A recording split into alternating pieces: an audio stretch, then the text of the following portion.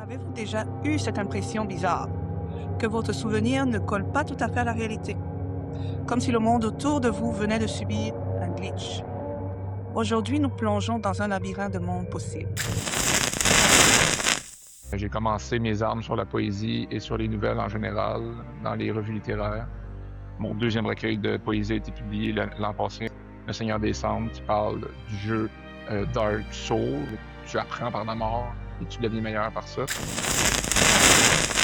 Je suis rendu immunisé maintenant. Quand je rentre dans une librairie, j'ai pas de folie d'achat. Je suis rendu immunisé à ça. Qu'est-ce que je vais amener au monde de la littérature en général ou au monde des livres en général quand je suis dans ma bibliothèque, il y a 100 000 livres autour de moi. Ma voix vaut autant qu'une autre. L'idée, c'est de déranger, entre guillemets, pour changer les choses à ma façon. Bonjour et bienvenue sur 4e de couverture. Avez-vous déjà eu cette impression bizarre que votre souvenir ne colle pas tout à fait à la réalité, comme si le monde autour de vous venait de subir un glitch? Aujourd'hui, nous plongeons dans un labyrinthe de mondes possibles. Mon invité est un bibliothécaire qui préfère se définir comme un gamer plutôt que comme poète. Il aime apprendre par l'échec, la répétition et le hasard implacable. Après avoir marqué la poésie avec Le Seigneur des Cendres, il revient nous hanter avec un recueil de nouvelles où la folie et le regret inventent de nouvelles dimensions. Publié aux éditions L'Atelier des Rêves, j'ai le plaisir et l'honneur de recevoir l'architecte de ces mondes parallèles, Samuel Lapierre. Bonjour Samuel. Bonjour Jocelyne, ça va bien? Ça va bien. Dis-nous un peu, ok, j'ai déjà commencé à vous voir de repartir sur le tutoiement, comme on l'avait dit. Ok, au départ, j'ai fait un petit résumé de qui tu es, mais est-ce que tu peux rentrer un tout petit peu en profondeur et expliquer à ceux qui nous regardent, nous écoutent, c'est qui Samuel Lapierre? Absolument, il n'y a pas de problème. Dans le fond, tu as dit bibliothécaire, mais c'est pas tout à fait vrai. Je suis technicien de documentation, qui est un petit peu en dessous, mais c'est pas grave. Les gens confondent beaucoup les deux termes. Dans le fond, oui, j'écris depuis 2009. J'ai publié un recueil de poésie, comme tu l'as dit. J'ai commencé mes armes sur la poésie et sur les nouvelles en général dans les revues littéraires. Euh, j'ai été publié à quelques reprises au courant des années 2010 à 2020 et récemment, mon deuxième recueil de poésie a été publié l'an passé, en 2024, chez Hurlante Éditrice, Le Seigneur des Cendres, qui parle du jeu Dark Soul. Dans le fond, c'est un adolescent qui joue au jeu Dark Soul et la poésie est au jeu et il décrit qu'est-ce qu'il vit et qu'est-ce qu'il ressent. Et par la suite, j'ai envoyé un ramassis de nouvelles pour être publié chez l'Atelier des Rêves, et ce qui donne le recueil de nouvelles Les Réalités aléatoires. Donc, ça fait beaucoup d'années que j'écris, beaucoup de projets qui ont été refusés, mais là, ça commence à passer ici et là, puis j'en suis très content. Et si je ne m'attarde pas tant que ça sur mon travail en bibliothèque, c'est un travail qui est plaisant, mais c'est un travail purement alimentaire, donc je pense pas que c'est pertinent pour la suite des choses ici. Mais voilà. Et oui, je suis gamer, j'ai beaucoup de hobbies. Je fais la course à pied, jeux vidéo, jeux de société, lecture évidemment, écriture, et voilà. Hmm. Tu m'intrigues avec ta course à pied parce que j'ai commencé la course à pied il n'y a pas longtemps justement. OK. Et rapidement, Pierre, euh, Apple Watch ou Garmin? Je suis sur Garmin présentement Ah, parce que c'est ça, je suis pas sur Apple en général. non, tu fais bien, tu fais bien. Et c'est quoi ta distance préférée? Ma distance préférée, c'est ça, dans le fond, comme j'entame ma troisième année de course véritable. L'an passé, dans le fond, j'ai fait beaucoup de trail, de la course en montagne. Donc l'an Mhm. passé, j'ai fait le QMT 25, le Arikana 42, puis le Bromont Ultra 55 km en montagne. Oui, et cette Wow, année, ok. Ultra-marathonner, bravo, bravo, bravo. oui, merci. Cette année, ça va être la distance sur route. J'ai déjà fait des demi-marathons, mais cette année, je vais essayer de battre mon temps sur demi-marathon. Puis je vais essayer de faire un vrai marathon sur route. Là, j'ai fait la distance en trail, mais faire un marathon sur route. Et je me lance bientôt dans le Irox aussi. Je vais faire un Irox en février avec un Ah, ami. Oui, c'est ça. Non, ça y va. J'aime ça me donner des défis. Je suis un peu comme ça. Je carbure aux défis. C'est la même chose en écriture ou en lecture. J'aime ça me donner des gros objectifs et de les faire. Et voilà. parfait, ok, retournons à la littérature un tout petit peu. Tu Bien as sûr. dit, tu as dit tantôt que ben, tu veux pas trop t'étaler sur ton travail alimentaire de technicien de documentation, mais c'est quand même dans les livres, mettons. Oui, exact. Oui, c'est ça. C'est un choix qui a été fait justement pour être dans les livres. Je suis rendu immunisé maintenant. Quand je rentre dans une librairie, j'ai pas de folie d'achat. Je suis rendu immunisé à ça. Je travaille avec les livres constamment. Et oui, c'est ça, ça me permet. Puis souvent, ça me remet en perspective. D'ailleurs, quand j'avais publié mon premier recueil de poésie, ou à tout le moins quand j'essayais d'être publié, j'étais comme qu'est-ce que je vais amener au monde de la littérature en général ou au monde des livres en général quand je suis dans ma bibliothèque, il y a 100 000 livres autour de moi. Je veux dire, qu'est-ce que moi je peux amener de plus? Puis c'était des questionnements que j'avais. Fait que oui, c'est sûr que ça a un impact sur ma création puis ce que je mets de l'avant. Pas pour autant pour donner un angle différent, mais juste pour se dire que ma voix vaut autant qu'une autre, on peut aller de l'avant. Mais tu sais, de se remettre une fois de temps en temps en question, c'est pertinent. Hmm. Et comment, avec 100 000, des centaines de milliers de livres autour de toi, comment est-ce que tu t'es décidé à choisir un genre? Et pourquoi? Euh, Comment t'es passé de la poésie aux oui, nouvelles? mes premières armes étaient en poésie. La nouvelle est un média court. Dans le fond, à mon actif, j'ai deux romans qui sont pas publiés, mais que j'ai écrit deux romans. Et je trouve ça difficile d'écrire des romans. J'aime mieux le média court. Et dans la façon dont j'écris, j'ai pas de moment d'écriture. J'y vais un peu à la va comme je te pousse. Donc, la poésie, par l'absence de forme en général ou par l'éclatement qu'on peut y amener, me va beaucoup mieux. C'est-à-dire, je peux sortir cru et dur ce qui me perturbe ou les idées que j'ai sans nécessairement avoir à enrober ça ou à faire un plan ou quoi que ce soit. Et moi, ça me va beaucoup. Je suis vraiment euh, peu d'efforts pour beaucoup d'effets en Hmm. général. Puis la nouvelle s'apprête à ça, c'est-à-dire qu'une nouvelle peut être courte, peut être punchée, pas besoin nécessairement d'étayer beaucoup de personnages. Oui, ça arrive que j'ai des histoires que je semble vouloir étendre sur le roman, mais le roman en tant que tel est venu dans mon parcours d'écriture par la force des choses, parce que c'est ce qui se vend le plus. C'est là où la majeure partie des prix sont donnés. C'est le média par excellence. Si on veut être publié, ben pas si on veut être publié, parce que si on veut être publié, il faut faire de la nouvelle dans les revues, parce que les maisons d'édition sont quand même assez fermées, en général, quand on est un nouvel auteur. Surtout quand on ne fait pas partie de. Qu'on est comme moi, là, on a un nom québécois, etc., etc. On est moins attirant, je pense. Puis là, c'est pas une critique, c'est juste absolument normal que ce soit comme ça. Et dans le fond, c'est ça. Le roman est arrivé par la bande parce que c'est un média qui se vend bien. Hmm. Mais tu as eu quand même un prix Radio-Canada, il me semble. Dans le fond, c'est la. Dans le fond, j'ai fait partie de la liste préliminaire de deux prix Radio-Canada, le prix du récit et le prix de la nouvelle. Donc, dans le fond, ça, c'est que n'importe qui peut soumissionner pour ça. Il envoie ses textes et sur le lot, 600, 800, 900 textes, ils en choisissent 24 à être soumis à un comité. Puis moi, j'ai fait partie de ces 24-là. Hmm. Ensuite, il en sélectionne 5 qui gagnent un montant, puis il en sélectionne un qui gagne un voyage et un plus gros montant. Donc, moi, j'ai fait partie de la liste des 24 en 2024, en 2025. Oui. Mais c'est déjà un bel exploit, là. Félicitations. Merci. Et les deux romans que tu dis qui sont dans tes tiroirs, est-ce que tu les as envoyés à des maisons d'édition? Tu as eu des refus? Oui, le premier est envoyé dans les maisons d'édition. Je l'ai écrit en 2013-2014. Je l'ai relu récemment pour essayer de le remettre au goût du jour, puis je ne le referai pas. Il va rester dans le tiroir. Mais le plus récent que j'ai fait, là, je l'ai envoyé à une maison d'édition que j'aime particulièrement. Et j'attends la réponse d'eux avant de l'envoyer at Hmm. large partout. Ouais. Et c'est le sous-genre de ton roman? Est-ce que c'est fantastique, noir, Ah, point? je me suis fait plaisir avec ce roman-là. Non, je suis quelqu'un qui donne beaucoup dans l'humour en général.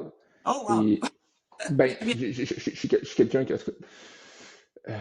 Et dans le fond, dans ce roman-là, c'était basé sur une nouvelle que j'avais écrite, qu'on m'avait dit que les personnages étaient intéressants, donc j'ai développé ces personnages-là. Donc c'est un roman qui se veut à tendance écologique sur la méditation. Donc c'est trois jeunes personnes dans la vingtaine qui s'en vont en retraite méditative dans le nord de l'Ontario, puis il arrive un paquet d'affaires. C'est niaiseux, ça se prend pas au sérieux. Le narrateur est cabotin un petit peu. Je me suis fait plaisir avec ça. C'est un court roman, les chapitres sont courts. J'utilise des gros mots, même si en même temps je dis des absurdités en dialogue. J'ai beaucoup aimé écrire ce roman-là. Est-ce qu'il y a une voix, est-ce qu'un éditeur va le prendre? Je ne sais pas. Mais tant qu'à moi, il se vaut très bien. Mais c'est ça, là, on voit le clash entre une poésie de gamer qui ne se prend pas très au sérieux non plus, des nouvelles qui se prennent un peu plus au sérieux, mais encore avec un niveau d'absurde, et là, un roman qui est complètement champ gauche. J'ai des idées de romans pour un roman de fantasy, Ok. camper dans un monde post-apocalyptique, mais tu sais, il faut que je le mette en place. C'est quand même, il y a quand même beaucoup de clichés à éviter.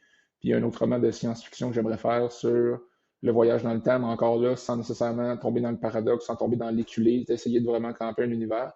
Fait que là, ces temps-ci, quand je me promène en voiture, c'est souvent des idées ou des angles qui me viennent en tête. Là, le plan se construit tranquillement. Ok, donc on lâche pas le roman quand même, là, malgré le fait que c'est long, il faut développer les...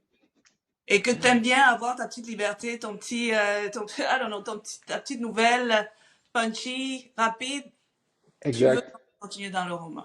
Ok. Exact. Même chose avec la poésie. Dans le fond, tous les appels à texte dans les revues littéraires en général au Québec demandent un média qui est court. Là. On parle de la poésie, 6 à 8 pages en prose et, mettons, une nouvelle, 2500, 3000 mots. C'est pas beaucoup. Là. Fait que, tu sais, on jongle dans du court comme ça. Donc, oui, je veux continuer à faire des appels à texte parce que c'est intéressant d'avoir une rétroaction. C'est là que tu fais tes premières armes avec le travail de réédition. Tu gagnes un petit montant, tu peux être invité à aller lire sur des places publiques. C'est très, très intéressant de publier dans des revues littéraires juste pour se donner, pour voir un peu qu'est-ce qui se fait ailleurs. C'est très, très gratifiant. Donc, je veux continuer à le faire. C'est là que j'ai commencé, puis j'aime beaucoup ça. Mais en même temps, j'aimerais ça pouvoir sortir mon premier roman, j'aimerais ça pouvoir, tu sais, avoir un peu plus. Mais juste du fait d'avoir été publié en poésie, ça l'a débloqué dans ma région. Moi, je viens de la région, j'étais en Estrie. Estrie, Montérégie, là, je travaille à Granby, j'habite à Bromont. Donc, ici, il y a une école secondaire qui m'avait amené à aller faire des ateliers dans les classes, Salon du livre à Granby ici aussi, de faire une activité. Donc, juste le fait d'avoir eu mon nom sur un livre m'a amené Ouais. à pouvoir ouvrir les horizons pour faire plus que l'écriture, pour en parler. C'est vraiment intéressant. C'est ce qui fait que je suis là aussi aujourd'hui avec toi, Nestlé. Ouais. Alright. Continuons un peu sur les réalités aléatoires. Oui, Quelqu'un qui n'a pas encore lu, qu'est-ce que tu pourrais lui dire? Qu'est-ce qui pourrait l'inciter à se dire, OK, j'ai envie de voir ce recueil de nouvelles là de Samuel Lapierre. c'est une excellente question à laquelle j'essaie de trouver une réponse percutante. Et je n'y arrive pas encore. Mais dans le fond, c'est 13 histoires des genres de littérature de l'imaginaire. Donc, les gens qui aiment beaucoup le fantasy, science-fiction, fantastique, horreur vont s'y retrouver. Non seulement ça, mais c'est des histoires qui sont pas très longues. Et chacune a un angle, chacun un orateur. Elles ne sont pas construites nécessairement pareil. Elles ont été écrites à des moments différents de ma vie. Donc, c'est des nouvelles qui sont euh, éclectiques, Hmm. même s'il y a comme un mini-fil fil qui les lie en arrière sur ces fameuses réalités-là où justement il y a un transgressement de la réalité. Mais ça fait en sorte que si on n'aime pas le narrateur, si on n'aime pas l'angle, si on n'aime pas, on peut sauter à une autre, puis il n'y a pas de problème. Et elles sont courtes. Et moi, c'est ce que j'aime dans les nouvelles, c'est justement, il y en a certaines qui nous plaisent, d'autres qui nous plaisent moins. Il y a moins de danger de tomber sur quelque chose qu'on n'aime pas, c'est-à-dire acheter un roman avec un angle d'histoire, puis là, finalement, on se rend compte que le personnage nous est un petit peu antipathique, et là, on laisse tomber le roman. On a fait le choix conscient de l'acheter et on est déçu, tandis que là, on peut se Ouais. reprendre ailleurs. Parce que Hmm. l'écriture n'est pas égale non plus d'une nouvelle à l'autre. Certaines sont plus, les phrases sont plus courtes, d'autres c'est plus étiré, quoi que ce soit. Il y a beaucoup de jeux avec le texte, l'angle, le style dans les nouvelles. Hmm. Donc, c'est ce qui pourrait intéresser, c'est la diversité, en fait, dans un seul et même livre. Et tu recommanderais à, I don't know, un de tes amis, tes collègues de commencer par laquelle des nouvelles? Je pense moi et Robert Bergevin, celui qui m'a aidé, éditeur chez Atelier des Rêves, mais aussi celui aussi qui m'a aidé à construire, à peaufiner, à mettre en place. Dans le fond, le recueil s'appelait pas du tout comme ça. Les nouvelles n'étaient pas dans cet ordre-là non plus. Et lui a pris sur lui de décrire chacune des nouvelles et de leur donner un ordre qui leur faisait du sens. Donc, la première, à mon sens, commence excessivement bien. C'est une belle porte d'entrée et la gradation, elle est là. C'est sûr que Ouais. dans le milieu, à un moment donné, c'est n'importe quel, mais la première et la deuxième sont excessivement différentes et donnent un ton. Et les trois avant-dernières, là aussi, je veux dire, les deux avant-dernières, la dernière, là, on tombe plus dans de la science-fiction, on tombe plus dans du bizarre, et c'est correct aussi, parce que là, on a l'évolution. Tu sais, la première, c'est une nouvelle classique fantastique, à mon sens. La deuxième, elle a un bon punch. Fait que là, tu sais, puis là, tranquillement, on enlève la chair, puis là, on peut commencer à voir qu'est-ce qui fait que c'est Hmm. intéressant. Tu as dit que tu as écrit ces nouvelles-là à plusieurs périodes de ta vie, de bout en bout. Ça t'a pris combien de temps? De bout en bout, je pense que la plus ancienne nouvelle dans ce recueil-là a été publiée chez Solaris, je pense en 2012, 2013, 2014, peut-être après. Donc, tu sais, on couvre quand même 10 ans d'écriture. Et la dernière a été écrite tout récemment. Là. Dans le fond, celle qui conclut le recueil a été écrite comme une semaine ou deux avant que j'envoie le recueil au complet, que je le mette en place puis que je l'envoie. Fait qu'on a un large spectre.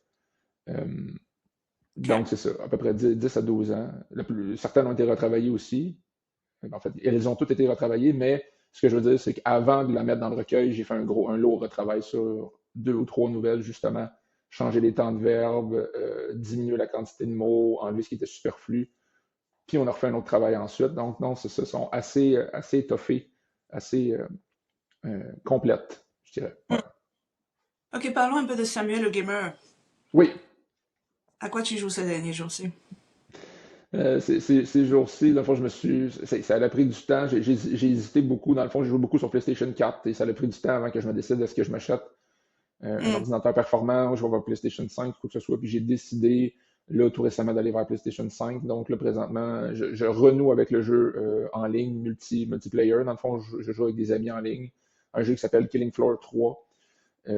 Et je joue aussi beaucoup à des jeux. Moi, j'aime beaucoup les roguelites, comme tu le décris en entrée de jeu, là, des jeux où tu essaies de te rendre quelque part dans le jeu et tu n'y arrives pas. Et là, tu dois recommencer au début, mais en pouvant modifier certains trucs ou en débloquant des capacités différentes. Et là, tu recommences et tu recommences. J'aime beaucoup ce jeu-là. Ça se rapproche beaucoup des jeux quand j'étais jeune sur la Nintendo, Super Nintendo. C'était un peu ça. Là. Tu apprends par la mort et tu deviens meilleur par ça. Donc, les roguelikes sont énormément populaires. J'aime beaucoup aussi les jeux de cartes. Donc là, présentement, je suis en train de jouer à un RPG qui est un board game, qui est un jeu de société en fait, qui s'appelle Gloomhaven. Donc, je suis en train de jouer à ça, qui est sorti, ça fait vraiment longtemps, mais c'est là que j'ai décidé de le faire. Donc, c'est un jeu de cartes qui mêle, c'est ça, jeu de cartes, gestion de main et euh, RPG, le role-playing game ou le tour par tour classique. Ouais. Ouais. Je me demandais aussi, OK, on parlait du roguelike. Est-ce que tu écris un peu comment on joue au roguelike? Est-ce que tes personnages, genre, sont condamnés à revivre un tout petit peu leurs erreurs jusqu'à temps que ils trouvent la bonne version de leur réalité ou bien c'est ce qu'ils fixent leurs erreurs? Est-ce que c'est pas... C'est une excellente question à laquelle j'aurais aimé répondre oui, mais le principe de retour est pas tout à fait là. Non. Mais oui, est-ce que c'est des personnages qui font des erreurs? Absolument. Ils font d'énormes erreurs, ça c'est sûr. Ils sont pas très doués. Et, mais non, il y a pas le fameux retour du roguelite où on recommence quelque chose. Mais la question était fantastique question à laquelle j'ai une réponse décevante, mais non. J'essaie de penser s'il y en a une dans le recueil qui fait ça, mais non, même pas. Ouais. Et tu disais, OK, tu travailles dans une immense bibliothèque avec plein de livres. Comment est-ce que tu as réussi à dépasser ton syndrome de l'imposteur? Parce que tu as dit tantôt que tu t'es dit, OK, tu as une voix, il faut que les gens l'entendent. Comment est-ce que tu as réussi à dépasser ça avec tous ces auteurs célèbres, anciens, fantastiques, Oui, qui t'entourent? je sais pas si je l'ai dépassé pour être honnête. Probablement que je suis encore dedans, mais je me bouche les oreilles une fois de temps en temps pour pas trop l'écouter. Surtout, moi, j'ai eu, au sortir de l'adolescence, début des années d'adulte, là, 2013, 2014, 2015, 2016, les inégalités en général m'ont frappé. C'est-à-dire, je me suis rendu compte à quel point j'étais privilégié dans ma situation, homme, blanc, grand, hétérosexuel. Je veux dire, tout Ça ressemble m'était de- dû, entre guillemets. Hein, pardon? ça ressemble un tout petit peu à une annonce de rencontre grand. Anyway. Oui. Non, non, mais en effet, ça ressemble à une annonce de rencontre, mais c'était ça. Je me suis rendu compte de ça et je me suis rendu compte que sur le marché en général, pour ce qui est des livres, il y en avait beaucoup des garçons comme moi qui essayaient de. Et Ouais. j'ai commencé à faire j'ai commencé à faire une lecture paritaire à ce moment-là. Donc, j'essaie de lire autant d'hommes que de femmes et j'essaie aussi de lire de différents pays, nationalités, littérature des Premières Nations et autres. Donc, je fais mon effort pour justement m'ouvrir à une pluralité de voix. Et là-dedans, c'est comme, qu'est-ce que moi, je peux apporter à cette pluralité de voix, ce mot-là clairement, je ne l'ai pas, qui est là et qui a besoin d'être écouté. Est-ce que c'est de se taire et de laisser la place ou c'est trouver l'angle que moi je voulais lui donner? Et c'est pas innocent que mon recueil de poésie, le Seigneur des Cendres, ait réussi à percer et à être publié. C'est parce que je donne la voix à cet adolescent-là, gamer, chez lui, mal dans son corps, qui a de la difficulté à jongler avec ça. J'ai été capable de me mettre dans la peau de moi adolescent puis de donner une voix juste à cette personne-là pour que justement adolescents, jeunes adultes qui tombent là-dessus se retrouvent. Et c'est un Mhm. peu ça c'est cette voie-là de dire, oui, j'ai un roman, un grand roman avec des grandes phrases, j'en sais donc bien des choses à dire, mais c'est pas tout à fait ça que je veux faire. Je veux pouvoir mettre en scène des personnages qui font du sens, à laquelle on peut se rattacher et, et qui nous font avancer quand on le termine. On fait comme, oui, j'ai vu un angle du monde que je ne voyais pas grâce à cette perspective-là. Je veux pas être suffisant. Je veux être capable de le faire. C'est un peu ça dans mon recueil, pas dans mon recueil, dans mon roman, celui dont j'ai parlé tout à l'heure, des personnes qui s'en vont faire une retraite de méditation. Je mets en scène euh, des filles, je mets en scène voyons, un péruvien, je mets en scène des gens qui ont une voix à donner, mais pas nécessairement, je ne mets pas dans leur peau parce que ça serait un peu être imposteur, mais je laisse voir un ensemble de personnes et je les laisse aller là-dedans sans nécessairement me prendre au sérieux. Puis je pense que c'est ça qui est important là-dedans. Donc, longue Mhm. réponse pour dire que le syndrome de l'imposteur, je le gère mieux qu'avant parce que j'ai trouvé un bon angle, mais aussi des fois, je fais juste fermer mes yeux, fermer mes oreilles parce que oui, si je faisais juste m'écouter pur et dur, j'écrirais pas. Je ne trouve pas que j'ai quelque chose à dire de plus que ce qui se dit présentement. De toutes ces voix qui ont besoin d'être entendues, les changements qu'ils ont besoin d'avoir d'un point de vue de société. Je peux essayer de mettre mon grain de sel, mais il est pas très gros. Mais c'est ça. C'est cet angle-là vraiment qui me perturbait. Qu'est-ce que je peux apporter au lecteur? Autre que de dire que il a donc bien de la culture, il fait donc bien des belles phrases. C'est pas ça l'idée. L'idée, c'est de déranger, entre guillemets, faire changer les choses de manière à ma façon à moi. Un peu d'humour, un peu d'absurde. Voilà. Ouais. Mais écoute, la démarche que tu as prise, c'est extrêmement, extrêmement honorable de ta part, là. Et puis, ça fait preuve d'humilité et puis d'analyse de soi. Et puis, non, non, c'est bravo, bravo, bravo. Merci. Euh, Samuel, dans ton livre, tu Oui, dis que la réalité n'est qu'une variation du souvenir. Quelque chose de même. oui. Comment est-ce que tu, Sur la quatrième de couverture, oui. ouais, comment est-ce que tu approfondis ça dans tes écrits exactement? Est-ce que je l'approfondis consciemment? Je le sais pas. Mais oui, dans mes plus récentes nouvelles, surtout certaines qui me rejoignaient plus d'un point de vue personnel. Je pense à deux nouvelles, entre autres dans le recueil, une qui s'appelle Descendant, puis l'autre qui s'appelle Songe d'un souvenir perdu, qui ont été écrits autour du COVID ou dans ces zones-là où justement où je vivais une séparation, où j'entamais un processus de garde partagée. Euh, Clairement que je voulais fuir ma réalité et c'est tangible dans ces nouvelles-là à quel point euh, il y a une fuite du réel. Là. Dans Descendant, je m'enseigne une maman justement qui s'en retourne à où elle habitait quand elle était jeune pour essayer de transcender sa réalité, pour essayer de se retrouver, pour se revirer de bord, comme elle dit, essayer de changer sa façon d'être, de retrouver l'adolescente qu'elle était pour, pour se réaligner dans la vie. Fait que, tu sais, on voit l'espèce de la puissance du souvenir, la puissance de vouloir changer de réalité.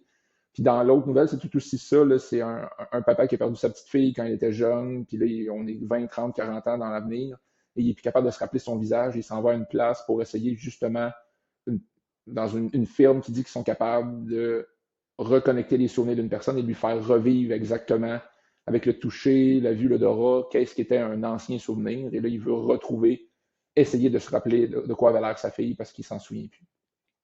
Donc,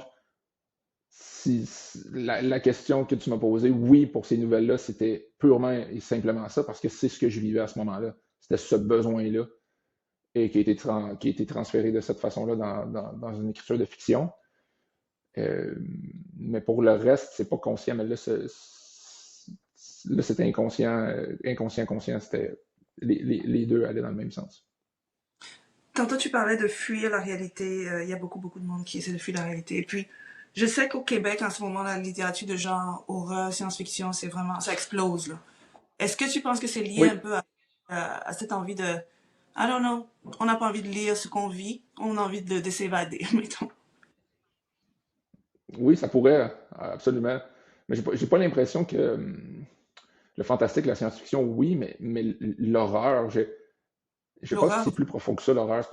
bon, c'est pas tant une fuite de la réalité que montre-moi quelque chose qui est vraiment pire que la réalité pour me faire, pour que je sois capable de vivre celle que je vis, là. Fait que oui, c'est une fuite, entre guillemets, mais c'est comme j'ai besoin de plus. Donne-moi quelque chose qui est vraiment, vraiment misérable pour que ma misère à moi soit éludée par la bande. Je sais Hmm. pas. Est-ce que tu as envie de te relancer dans la poésie dans le futur ou pour l'instant non? Oui, oui, dans le fond, c'est le genre par excellence vers lequel je reviens souvent. Euh, et dans le fond, j'ai mis en place 6 recueils de poésie à date dans ma prolifique carrière. Et le sixième, je viens de le peaufiner, il vient d'être terminé. Lui, il va être prêt à Hmm. envoyer dans les maisons d'édition. Mais c'est ça, pour un recueil de poésie, à tout le moins, dans la façon que j'aime le faire, surtout au Québec, j'aime avoir un thème ou un angle précis de. C'est comme, mettons, Le Seigneur des Cendres, c'était vraiment sur un gamer, mais tu sais, il y a comme un sujet qui transcende tout le reste. Tu peux pas juste faire poème sur poème avec aucune connexion entre chacun. Généralement, un recueil de poésie est un ouvrage, est comme un tout, similairement au roman. Ce n'est pas que thème sur thème, tu vas dans tous les angles. Non, il doit y avoir un élément rassembleur derrière.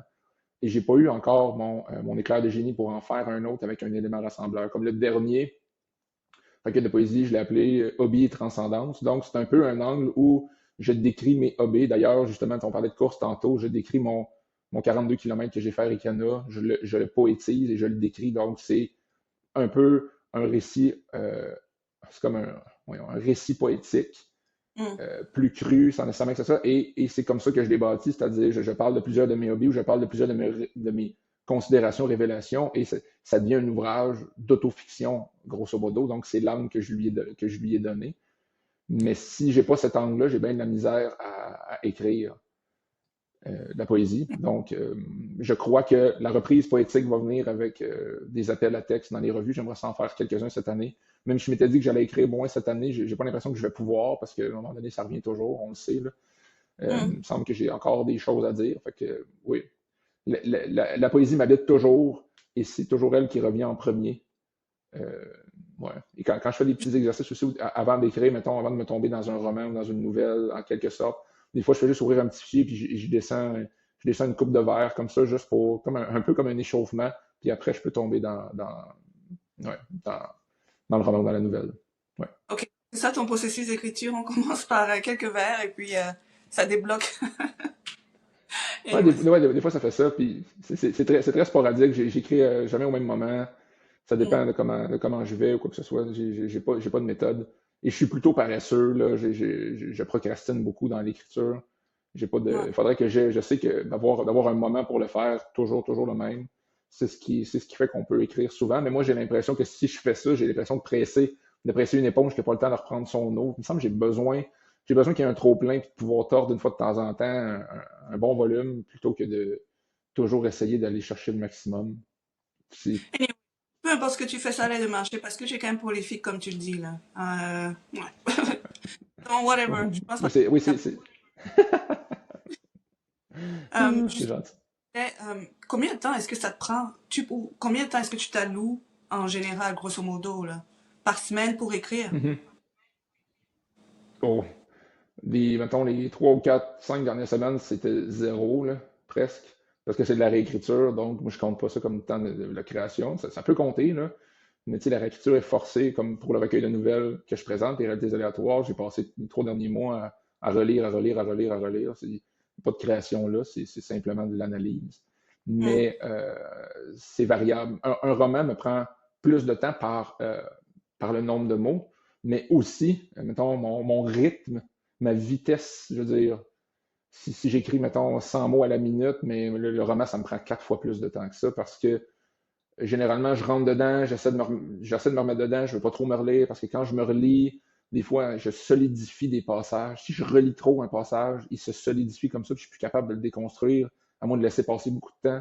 Donc, j'ai mes méthodes pour justement que le texte soit le plus malléable possible. Donc, je me relis juste un petit peu. Là, j'écris, puis des fois, je me relis un petit peu, je corrige un peu, puis après ça, j'écris 2 phrases, puis je ferme le fichier, il n'y a plus rien qui sort. Fait que le temps que je passe devant un roman versus une nouvelle, un recueil de poésie, c'est ça. Un recueil de poésie va me prendre.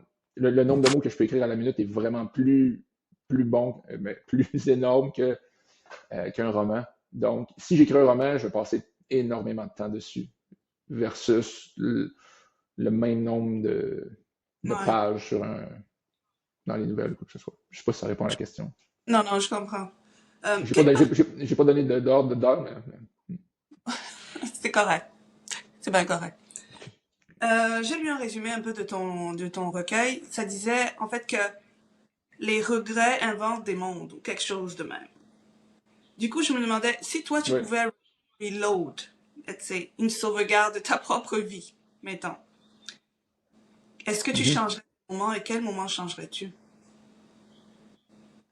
Hmm.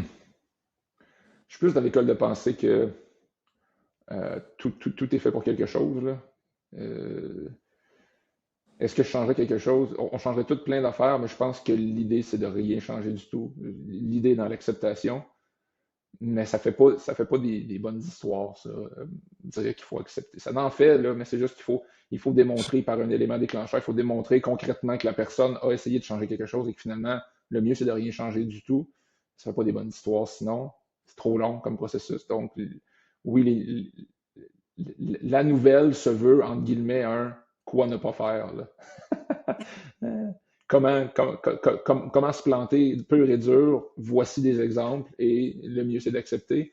Mais oui, ces nouvelles-là mettent en scène des nouvelles qui finissent généralement pas très bien pour le personnage et il commet une erreur, qui essaie de rattraper, que ça fonctionne pas, qui aurait juste dû accepter, grosso modo. Mais Hmm. non, le fantastique tel qu'il s'écrit, en tout cas tel que j'aime l'écrire, c'est j'essaie de pas trop basculer dans l'horreur, puis j'essaie de faire en sorte que le fantastique soit un élément très très mince, une mince ligne sur laquelle le personnage ou le lecteur se demande est-ce que c'est vraiment ça qui se passe ou c'est pas ça qui se passe. Euh, c'est pas tout le temps le Ouais. cas, là. Certaines des nouvelles sont plus ouvertement fantastiques, mais oui, OK. oui, comme ça. Je me rends compte que je réponds pas tant que ça aux questions. Les que- C'est pas très grave. j'élabore, j'essaie fort, mais j'élabore, mais j'ai jamais la bonne réponse. Samuel, pour ceux qui n'ont pas encore lu Les réalités aléatoires, là, et Oui. est-ce que tu aurais un pitch de vente, un petit pitch, I don't know, un petit incitatif, là, une petite phrase d'accroche qui la donnera envie? Euh, je l'ai pas encore travaillé. J'ai de la difficulté. Là, c'est vraiment on the spot, là. C'est là qui donnera envie. Ben, c'est de se préparer à être surpris, en fait, là. Je veux dire, préparez-vous à être surpris. Parce que mes nouvelles sont la faction classique des nouvelles avec une chute. La plupart en ont une.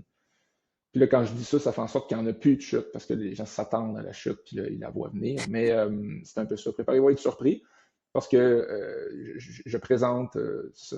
C'est la surprise totale. C'est des personnages, des angles, un style qui est différent à chacune des nouvelles. Donc, à chaque fois, on tombe sur. C'est de l'originalité. Les premiers, d'ailleurs, les premières critiques que j'ai eues, bien qu'elles étaient succinctes, dénotaient une originalité à n'en point douter. Donc, c'est un peu Alright. ça. OK, Ce qui, donc ce tu as qui- ce qui pourrait. Positif, oui, et moins positif aussi. Justement, celle dont je fais mention, c'est j'ai lu, c'était étonnant, l'écriture était bonne, j'ai pas accroché, mais c'était original. OK. Mais les autres, oui, étaient très positives, mais ça, je parle de la dernière, c'est celle que j'ai le plus récemment en tête, c'est celle-là. Mais n'empêche que l'originalité, elle est là. Donc, comment je peux dire, faut être surpris, faut être prêt à être surpris parce que chacune des nouvelles est différente. Donc, si tu accroches sur la première, c'est comme waouh, j'espère qu'il va en avoir d'autres des comme ça n'arrivera pas, elles sont toutes différentes. Si l'angle n'est pas le même, tout est différent. C'est un peu comme un exercice de style. J'en mets beaucoup sur ma plume. Ma plume n'est pas si excellente que ça, mais c'est un exercice de style sur des genres de différentes façons, différents angles et autres. OK. J'écris au jeu, j'écris au il, j'écris au dessus, personnage féminin, personnage masculin, j'en passe, c'est des meilleurs. Ouais. Ouais. Samuel, sur Quatrième de couverture, on a deux segments. Donc, on a un segment un peu plus sérieux, c'est celui qu'on vient de faire, où on parle vraiment de ton ouvrage, ton processus d'écriture, etc. Puis, il y a un segment un peu plus ludique, plus fun, plus léger, mettons. Puis c'est un jeu en général que j'adapte en fonction de l'auteur que je reçois. Donc aujourd'hui, pour toi, mon cher, ok, tu m'as dit c'est quoi la différence entre Oui, bibliothécaire, technicien de bibliothèque, technicien de documentation. Mais bon, le jeu s'appelle La réalité aléatoire du bibliothécaire. Ok. Donc en gros, d'accord, je le prends. Oui, je vais te proposer trois scénarios étranges. Prépare-toi à être surpris, toi également, qui pourraient arriver dans ta bibliothèque. Et tu dois choisir si tu fais un retry, donc si tu changes la réalité, ou si tu acceptes tel quel, donc si tu acceptes le game over. Anyway, j'ai essayé de mettre un peu de mots, whatever, pour faire fancy là-dedans. Donc, est-ce que tu es prêt, mon cher Samuel? d'accord, Alright. Premier absolument prêt. scénario. Premier scénario, il y a quelqu'un qui a emprunté un livre et puis le ramène. Te donne le livre. Toi, tu ouvres le livre pour t'assurer qu'il est intact et blablabla. Puis tu te rends compte que toutes les pages sont devenues blanches. Qu'est-ce que tu fais? Comment réagis-tu? Hmm. Donc là, La, la question de... les choix que tu m'avais donnés, c'était reach. Oui, retry. Est-ce que tu changes la réalité? Est-ce que tu changes le scénario? Est-ce que Oui. whatever? Ou alors t'acceptes comme la réalité telle qu'elle est et tu laisses tomber. Anyway, qu'est-ce que tu fais dans ces situations? Euh, mais déjà, je veux savoir qui est la personne qui l'a emprunté. Je veux savoir Mhm. si les autres livres qu'elle a empruntés aussi, pour qu'elle en a emprunté plus qu'un, sont encore comme ça. Puis j'essaierais de trouver pourquoi les pages deviennent blanches et essayer de régler le problème. Ou à tout le moins trouver la source du problème, comme s'il était abîmé. Donc, je ferais un travail diligent, comme je le fais toujours, c'est-à-dire recherche de problème et solution. Mais est-ce que je serais étonné? Oui. Est-ce que ça m'amènerait des idées d'histoire? Oui. Ouais. Et tu restes Ouais. stoïque, t'es pas stressé, tu n'as pas peur, tu te demandes pas si tu es tombé dans je sais pas moi, la cinquième dimension. Absolument. Absolument que je me pose cette question-là, mais j'ai un côté pragmatique excessivement rationnel qui me demanderait pourquoi c'est comme ça. Quel tour pendable m'a-t-on joué? Puis j'essaierais de trouver d'où ça vient. Oui. Hmm, Donc, je ne ferai pas de retry. J'irai avec ce qui m'est proposé pour essayer de solutionner ce ok. problème. Mais non, c'était. Ouais. Deuxième scénario. Tu découvres une section bizarre dans la bibliothèque. Elle mène dans une dimension où ce sont les livres qui te lisent au lieu de l'inverse. Est-ce que tu rentres dans cette dimension-là? Ah là là là là. Non, je pense pas. Je vais faire, je fais un retry. On recommence. On recommence. Mais c'est drôle que tu dises ça parce que ça me ramène justement à certains trucs de mon enfance, quoi que ce soit les vidéos que j'écoutais justement dans les bibliothèques, il y a toujours une section, un moment, quoi que ce soit. Tu sais, le fameux film de Page Master avec Macaulay Culkin, justement, où ça, là, ça a nourri mon imaginaire énormément. La bibliothèque est un lieu envoûtant, mais non, j'irai pas là. Non, non, non. Retry, non. Je quitterai mon emploi. Alright. Dernier scénario. Un auteur célèbre, Oui. décédé depuis 50 ans, vient te demander de renouveler sa carte de membre. Tu le sers ou tu appelles un exorciste? Qu'est-ce que tu fais? Ah là là. Je pense que je le sers. Euh, mais c'est ça. Encore une fois, je le sers, je suis ébahi, mais je me demande quel tour on m'a joué. Ça serait plus ça le,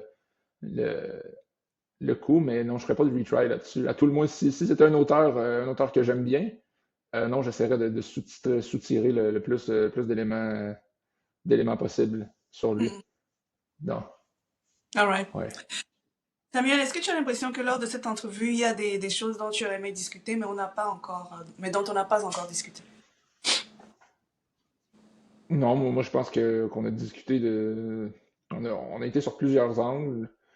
D'excellentes questions, des réponses moyennes. Mais non, non, tout a été dit, je crois. On a fait un beau tour d'horizon. On m'a pas Mm. posé des questions trop dérangeantes, trop personnelles, ni même trop fantastiques, du genre si tu vas sur une île, qu'est-ce que tu apporterais ou des trucs comme ça. Non, c'est parfait. On est resté dans le concret, j'ai aimé ça. Parfait. Donc, juste pour rappeler à ceux qui nous regardent que le livre est disponible aux éditions L'Atelier des Rêves, on va mettre le lien pour y accéder en description de la vidéo. Oui, Juste pour dire aussi que l'Atelier des Rêves propose un concours. Donc, ceux qui veulent gagner un exemplaire dédicacé par Samuel Lapierre, ben, on va mettre aussi les conditions pour pouvoir participer et gagner en dessous. Samuel, est-ce que tu as un dernier mot pour ceux qui nous regardent ou nous écoutent? merci de nous avoir écoutés. Procurez-vous mon livre sur le site L'Atelier des Rêves et merci Jocelyne de m'avoir reçu ici à quatrième de couverture. C'était très intéressant. En tout le monde, j'espère que ça a été très intéressant. Et bien hâte qu'on se recroise, que ce soit toi, Jocelyne, ou les auditeurs ou les futurs lecteurs dans des salons du livre ici et là. On va faire un tour exhaustif quand même en 2026. La programmation va suivre sur le site, mais oui, bien hâte de vous voir et de parler de ces nouvelles-là et laquelle a été votre préférée et pourquoi. C'est majoritairement, j'écris pour être lu, donc let's go, lisez-moi pour qu'on en parle. Parfait. Mais merci pour tout. Merci de ton temps, Samuel. Samedi, 11h30, 11h45. Parfois, on a autre chose à faire. Donc, merci d'avoir consacré ce temps-ci.